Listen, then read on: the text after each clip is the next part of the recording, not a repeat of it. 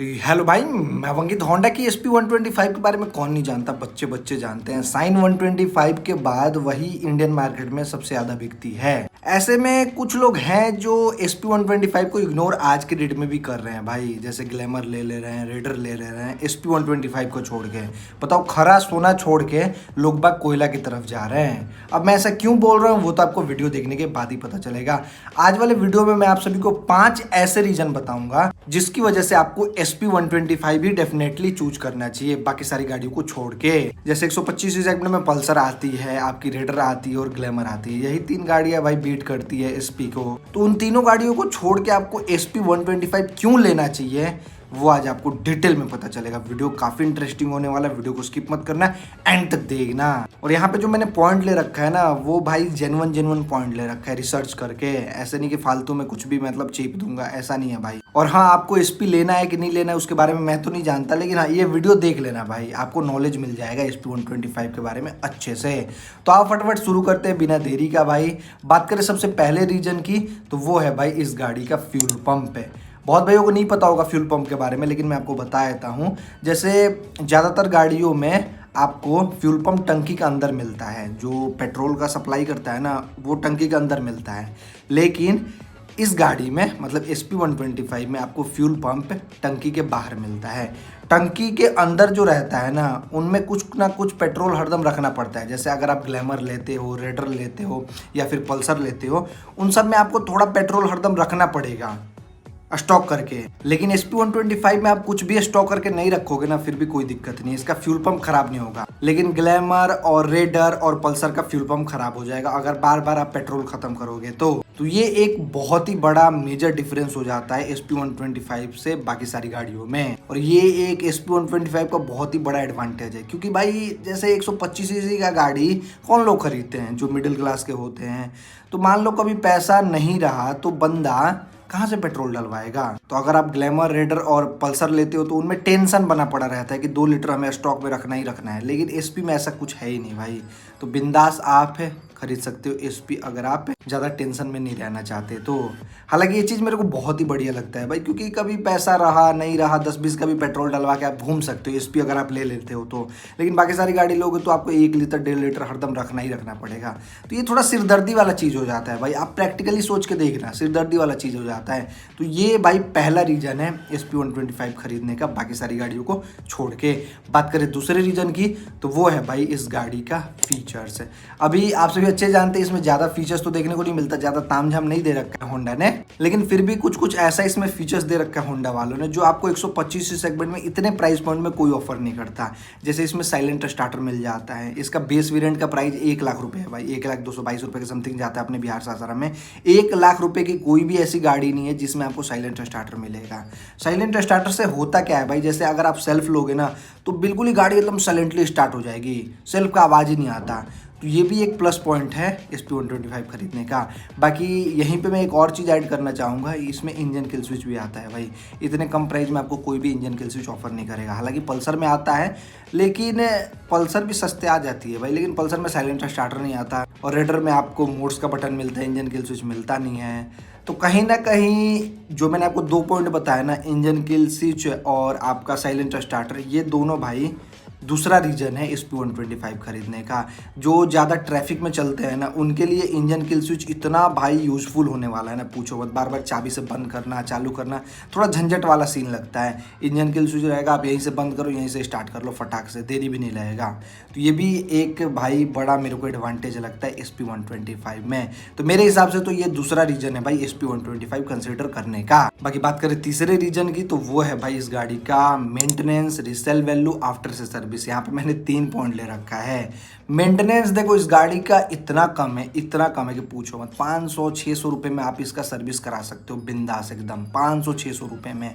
हालांकि अगर आप सिंथेटिक ऑयल वगैरह डालते हो तो थोड़ा सा कॉस्ट बढ़ जाता है, लेकिन नॉर्मल ऑयल के साथ आपका 1,000 रुपये के अंदर हो जाएगा भाई। इवन फ्री सर्विस खत्म हो जाता है, फिर भी आप 1,000 रुपये तक करा लोगे लेबर कॉस्ट वगैरह ऐड करके। तो ये भी एक प्लस पॉइंट है। और इसका स्पेयर पार्ट का कॉस्ट भी कुछ ज़्यादा नहीं है भाई, मतलब 1,000-1,500 रुपये में आपका फ्रंट वाला हेड चेंज हो जाएगा। मान लो कभी ठोक ठुक देते हो तो 1500 रुपये खूब से खूब लगेगा, हेड चेंज हो जाएगा। हालांकि हेडलाइट उसमें इंक्लूड नहीं है भाई। तो इसका स्पेयर पार्ट का भी कॉस्ट कुछ ज़्यादा नहीं है, और इसका स्पेयर पार्ट आपको हर जगह मिल भी जाएगा, क्योंकि ये गाड़ी बहुत ही बिक रही है भाई। तो हर गली मोहल्ले में जितना भी दुकान है, आपको कुछ ना कुछ स्पेयर पार्ट मिल ही जाएगा हर जगह। बाकी रही बात रीसेल वैल्यू की, तो भाई ये गाड़ी इतना बिक रही है, आज अगर आप खरीदते हो 2 साल 3 साल बाद भी बेचना चाहो तो तुरंत बिक जाएगी, एक दिन में ये गाड़ी बिक जाएगी, क्योंकि इसका इतना डिमांड ही है भाई। लोग बाग इसके पीछे पागल हुए पड़े हैं, इतना इसका डिमांड है हमारे यहाँ। शोरूम में अट नहीं रहा है ये गाड़ी। तो रिसेल वैल्यू के मामले में बेस्ट है भाई, स्प्लेंडर जितना आपको ये रिसेल देके जाएगी कभी भी, क्योंकि डिमांड ही है यार उतना, तो जाहिर सी बात है रिसेल वैल्यू तो होगा ही होगा। बाकी रही बात आफ्टर से सर्विस की, तो देखो इस गाड़ी का आफ्टर से सर्विस भी बढ़िया है। जैसे होंडा का नेटवर्क आप सभी अच्छे जानते हैं, इंडियन मार्केट में इतना इनका सर्विस सेंटर है ना कि पूछो मत। हर गली मोहल्ले नहीं, मतलब हर गाँव में, हर शहर में आपको इनका सर्विस सेंटर मिल ही जाएगा। तो आफ्टर से सर्विस का आपको टेंशन लेना ही नहीं है। इवन इस गाड़ी को अगर आप छोटे मैकेनिक के पास भी लेके जाते हो तो आराम से वो भी सर्विस कर देंगे, कोई दिक्कत होगा ही नहीं, क्योंकि इसमें ज़्यादा तामझाम वाला सिस्टम नहीं है। जैसे बाकी सारी गाड़ियों में, जैसे पल्सर हो गया, प्लेटिना हो गया, इन सब में थोड़ा तामझाम रहता है, उल्टा सिस्टम रहता है, लेकिन इसमें एकदम आपको हीरो मोटोकॉर्प की तरह एक सिंपल सा सिस्टम मिलता है।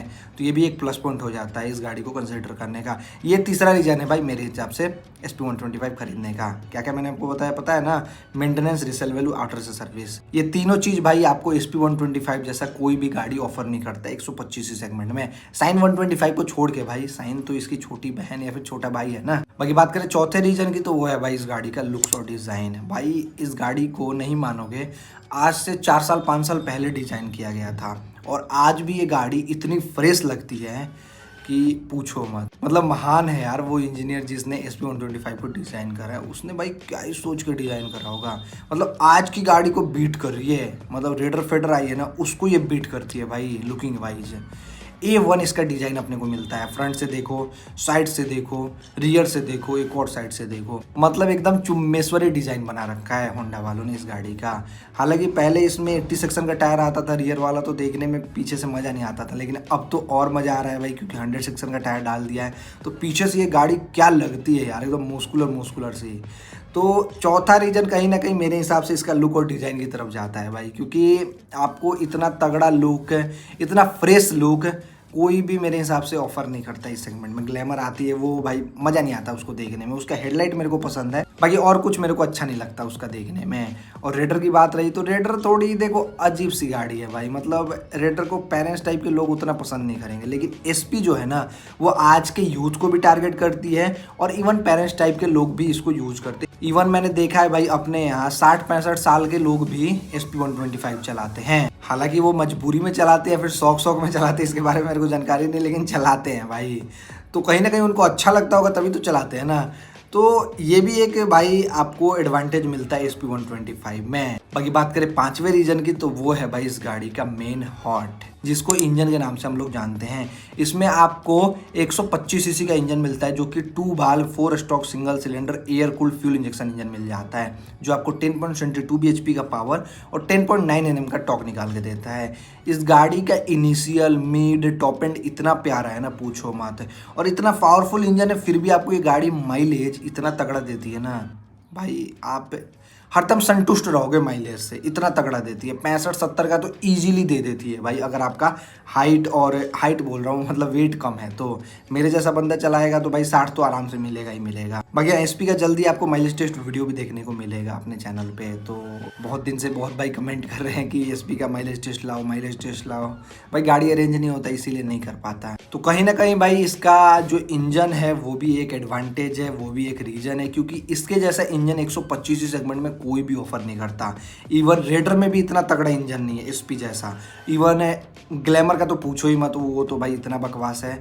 और रहा बात पल्सर का, तो पल्सर का भी ठीक ठाक है, लेकिन SP जैसा इंजन कोई भी ऑफर नहीं करता। रेडर का भी ठीक ठाक इंजन है, मैं उसको खराब नहीं बोल रहा भाई, लोग बग चला चुके 1-1 लाख किलोमीटर तक, लेकिन वो भी SP को बीट नहीं कर पाती इंजन के मामले में, या फिर इंजन रिलायबिलिटी के मामले में कह सकते हो।